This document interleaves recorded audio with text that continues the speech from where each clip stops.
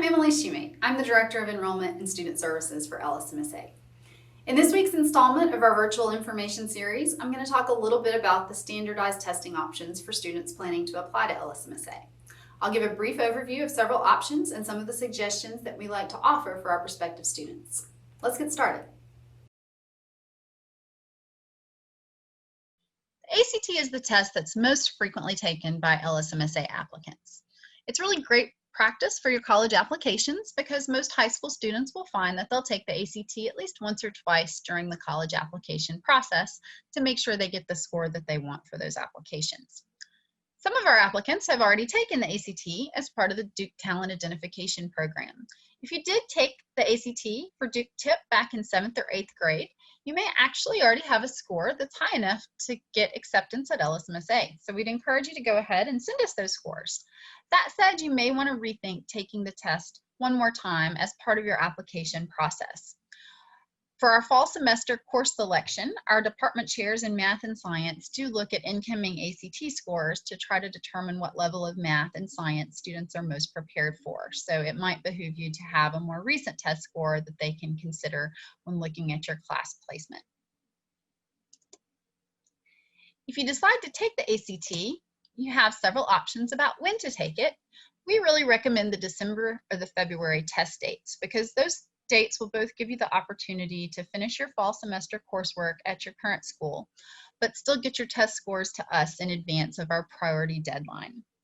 The March 1st priority deadline is not a firm deadline. We continue to review applications throughout the spring semester and until we run out of spaces in our residence hall.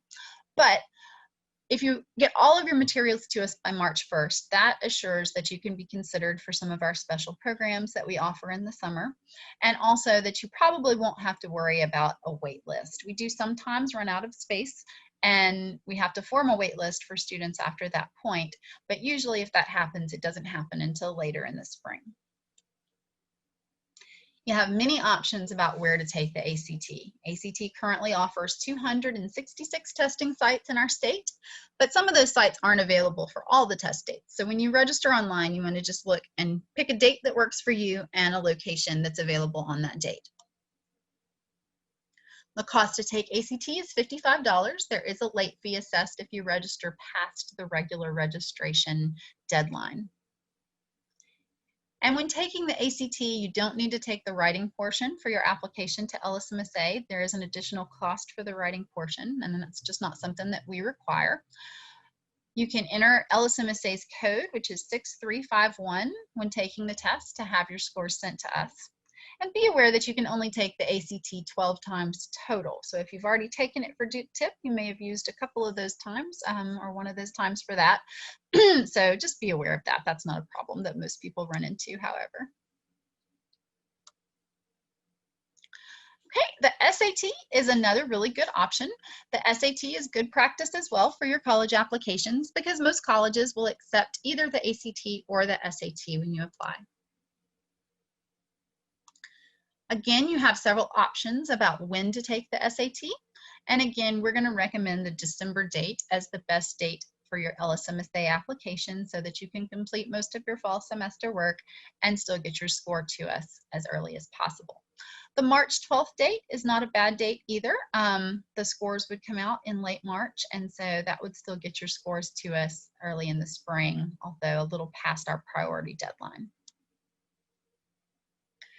The SAT is offered in 9 cities across Louisiana, and when you register online, again, you'll choose the site that's most convenient for you. And so on their website, you can dig into the registration materials a little bit further to see what the specific location is, but these are the cities where you can find test sites. The cost for SAT is $52. Again, the essay portion is not required for your LSMSA application, and LSMSA's code is 6351 for SAT as well. A newer option that we're accepting is the CLT.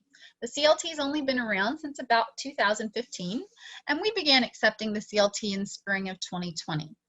We found that as we were going through our application process, due to COVID-19, a number of our candidates had difficulty getting an ACT or an SAT test because so many test dates were canceled.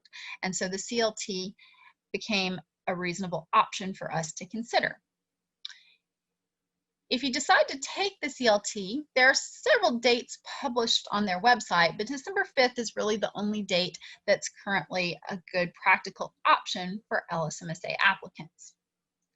The reason for that is because there are no testing sites in Louisiana, but the CLT offers remote proctoring for certain test dates, and remote proctoring means you would take the test from your home.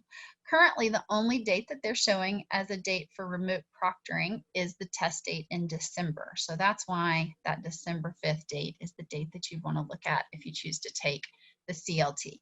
The cost to take the CLT is $54. Again, you don't need to take the optional writing portion of the test. You'll get your scores within about 2 weeks, and you can send them directly to LSMSA.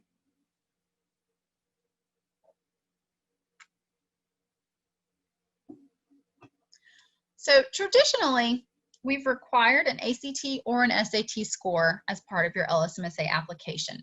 And if possible, we'd still rather receive an ACT or an SAT score, or the CLT, which we're becoming more familiar with.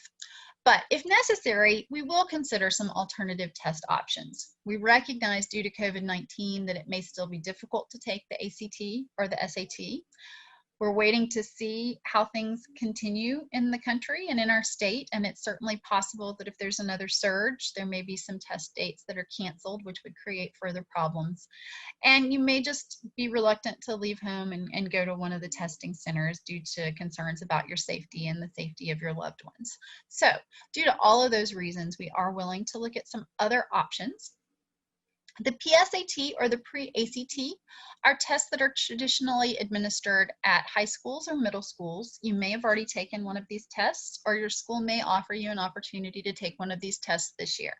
The PSAT is generally taken during the junior year, but some schools will allow you to take it earlier than that if you ask them. So if your school is administering it to juniors, they may let you take it as a sophomore or a freshman, depending on what your situation might be. You just have to ask about that. I want to talk mostly about the CLT-10 because of these tests that we're talking about right now, it's the only one that you can probably just independently register for and not be dependent on your school offering the test. The CLT-10 is taken from your home, and it's designed to be taken by 9th or 10th graders. So just like PSAT is practice for the SAT and the pre-ACT is practice for the ACT, the CLT-10 is designed to be a practice test for the CLT. Again, it's taken from home. And one thing that's really great about CLT-10 is there's no cost to take the test. They have a few upcoming dates that are listed there on the website. I would recommend the October or the February date if possible.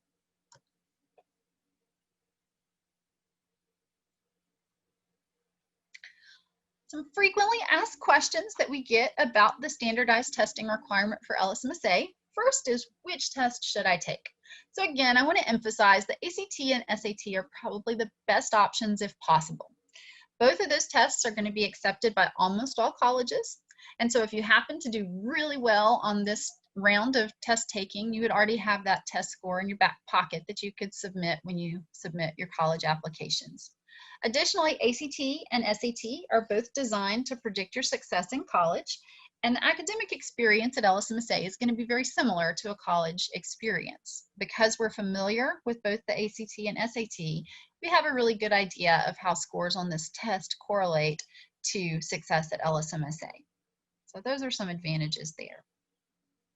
However, if leaving your home or getting to a testing site is a problem, the CLT is going to be a good option. It's designed to work sort of like the ACT and the SAT do to predict your college success, and you can take it at home if you schedule to take it on the date that they're offering the remote proctoring. If the cost of taking the test is a problem, you might look at the CLT-10 because of the fact that it is free and it is one that you can register for yourself and take online. Or if your school has already offered you the PSAT or the pre-ACT, if you already have a PSAT score that you can submit to us, those are good options as well. I want to note that because we're not as familiar with CLT, CLT-10, PSAT, and pre-ACT as measures of entrance for LSMSA, our predictive data is a little bit less solid in terms of how successful you might be at LSMSA. However, the convenience factor, the lower cost of those tests might tip the scales in that direction for you. The most common question we get is, what score do I need to be accepted to LSMSA? And we don't have an absolute answer for that question. That's because we don't have a firm score that we require for acceptance. We think your test score is important, but we also think your grades are very, very important. So are your teacher recommendations, and so is the application that you complete for us.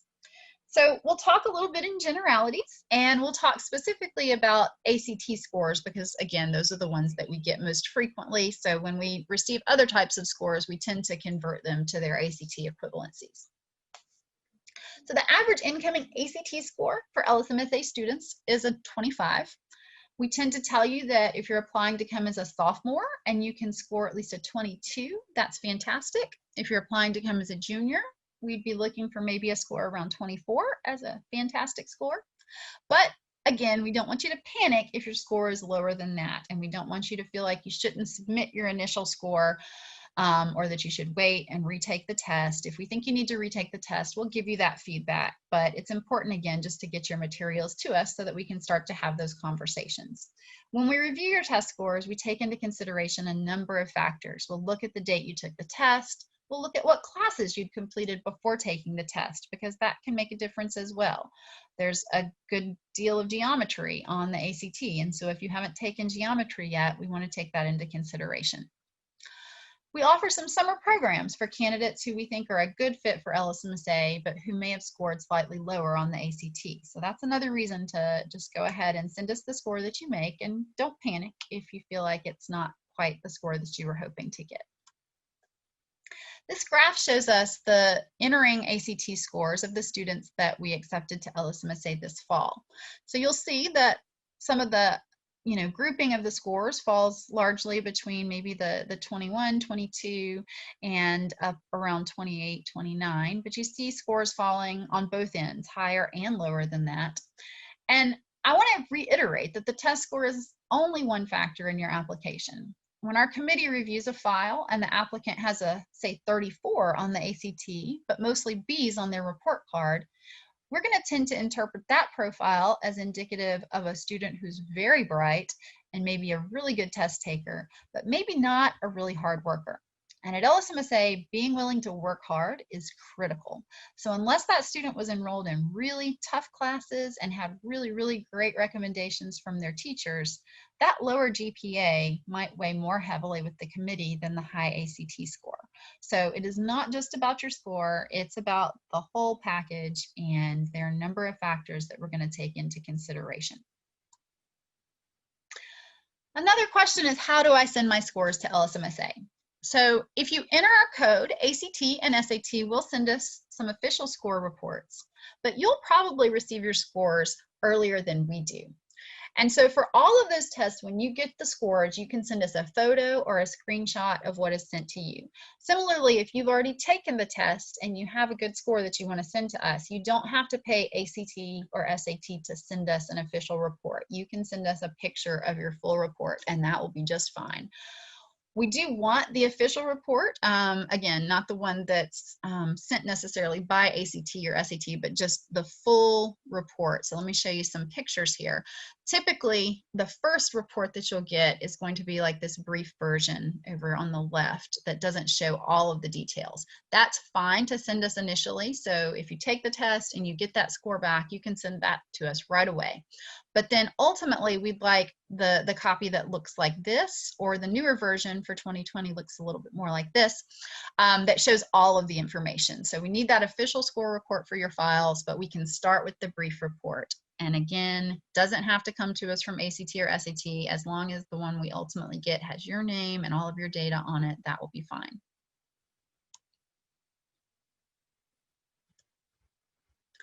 A few pointers as you prepare to do your testing for LSMSA.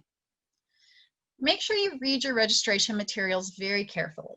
Pay attention to registration deadlines Pay attention to the deadlines to apply for accommodations. If you receive accommodations when testing, typically you have to apply for those accommodations about 6 weeks in advance for ACT or SAT.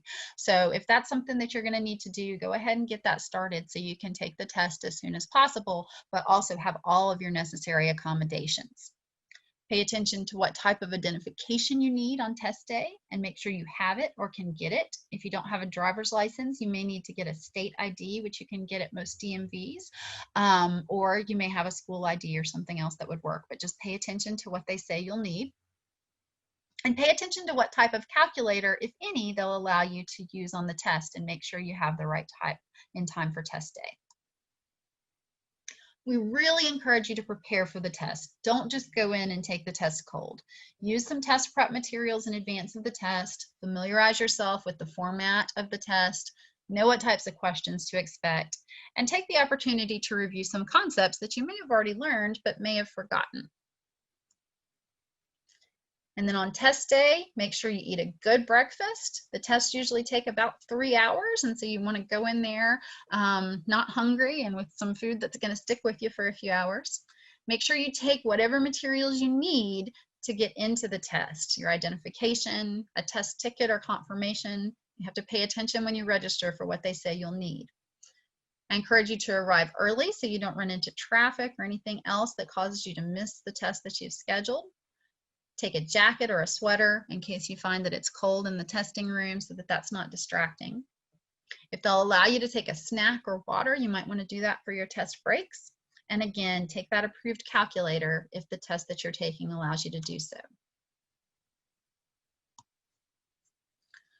So in summary, there are several different tests that you can take as part of your application to LSMSA. There are different costs associated with the tests. The costs that are listed here for PSAT and pre-ACT may or may not be accurate for what you find. Sometimes the school will pay a portion of the cost for those tests if they're administering it, but on average, that's about how much those tests cost. And again, the CLT 10 is free. You have various test dates that you can take most of these tests. The ones that we have listed are the ones that we recommend, but again, other dates are available.